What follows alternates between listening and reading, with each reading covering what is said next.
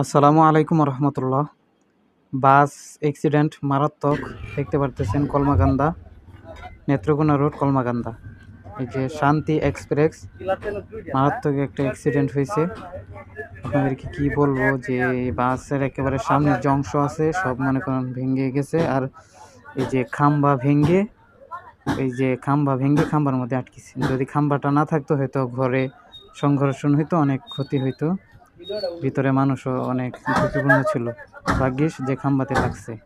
তো দেখতে পারতেছেন বাসের সামনের অবস্থা কি হয়েছে।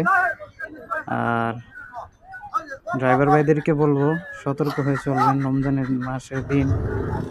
অবশ্যই অনেক মানুষ আহত হয়েছে, হসপিটালে আছে। তো সকলকেই একটা কথাই বলবো, রাস্তায় চলার সময় অবশ্যই চোখ কান খোলা রাখবেন, এবং কারণ একটি দুর্ঘটনা সারা জীবনের কান্না। অনেক মানুষ আহত হয়েছে।